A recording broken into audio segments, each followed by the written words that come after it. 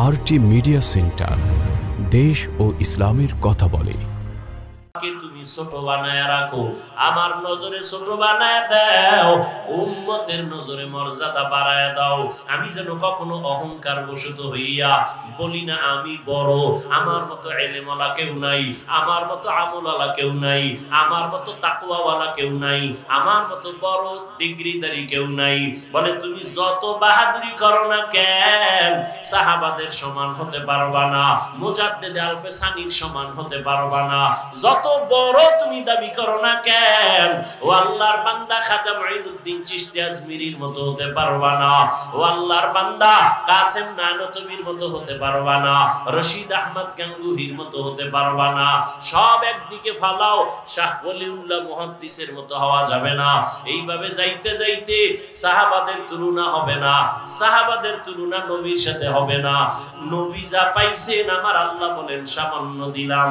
অতএব নিজেকে বড় মনে করা বন্ধ করে দাও, বলো আমি যা জানি কিছুই না, অজানা অনেক কিছু বাকি। নিজেকে যদি বড় বানাতে চাও হে মুমিন, বড়দের কদমে নিজেকে করে দাও বিলীন। मिटा दो अपना हस्ती को अगर कुछ मर्तबा चाहो, के दाना खाक में मिलकर गोले गुलजार होता है।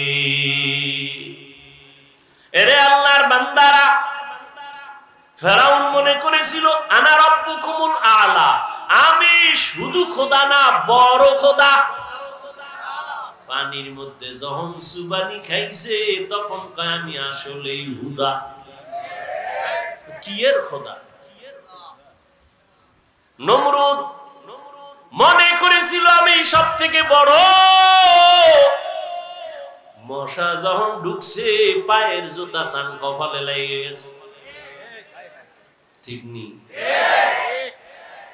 আহা, ঘটনা কখন শোনাবো, শুনাইই ফেলে।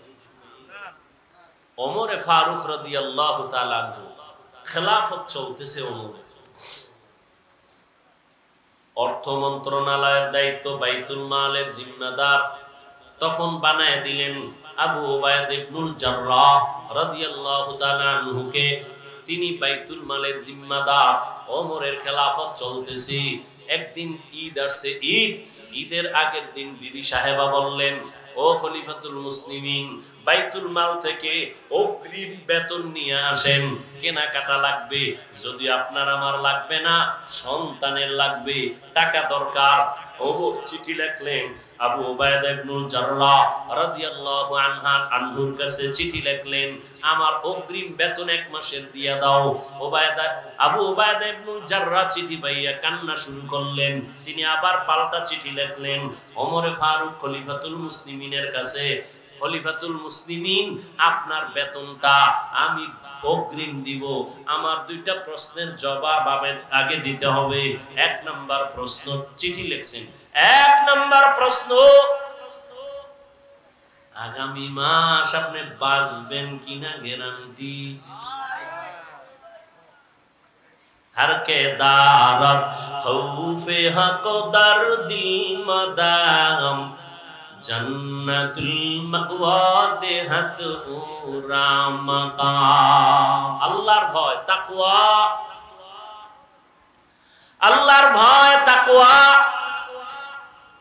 আবু উবাইদা ইবনুল জাররাহ লিখলেন, অগ্রিম 1 মাসের বেতন যে চাইলেন আমাকে জবাব দেন, আগামী 1 মাস আপনি বাঁচবেন তার গ্যারান্টি আছেনি? কথা বলেন না কেন? বুঝেন আমার কথা, বুঝেন? কয় প্রশ্ন? কয়টা করছে? দ্বিতীয় প্রশ্ন, আপনি খেলাফতে আজকে আছেন, রাষ্ট্র পরিচালনার দায়িত্বে আপনি যে আজকে আছেন, আগামী মাসে জনগণ আপনাকে রাখবেনি? কথা বুঝেন? আপনি যখন ক্ষমতায় বসে আছেন, আগামী মাস পর্যন্ত ক্ষমতায় ভাবলি কেমনে রাখবেনি না হেলিকপ্টারে ভাড়ায় দিবেন? কি হায় হায় হায়, বড় কঠিন। দুই প্রশ্নের জবাব আপনি দিবেন।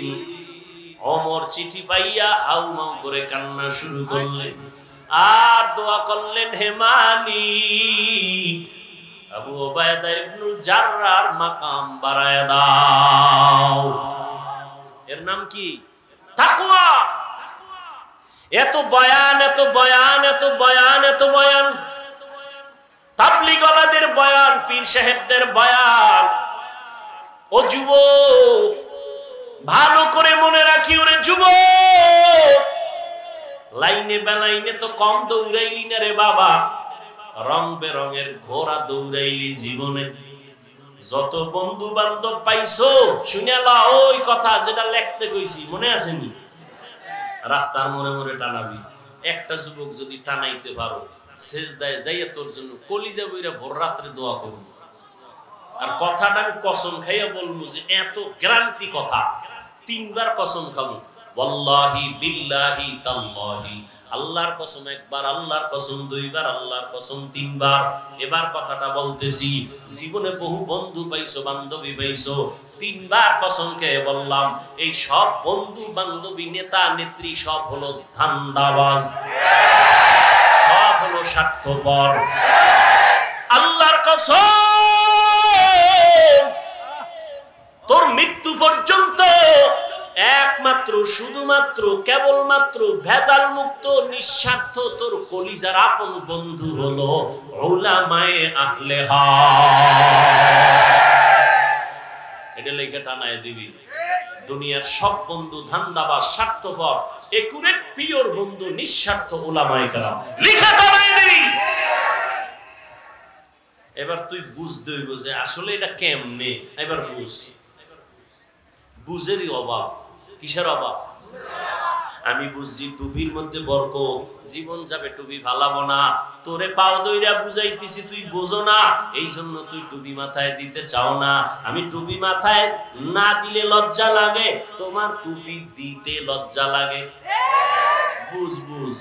আমি দাড়ি কাটতে লজ্জা পাই, তুমি দাড়ি রাখতে লজ্জা পাও। তাবলীগওয়ালারা পাও ধরে দাড়ি রাখো, পীর সাহেবরা পাও ধরে দাড়ি রাখো, ওলামায়ে কেরাম পাও ধরে দাড়ি রাখো, দাড়ি লম্বা করো, জুমার খতিব বলে দাড়িটা লম্বা করো।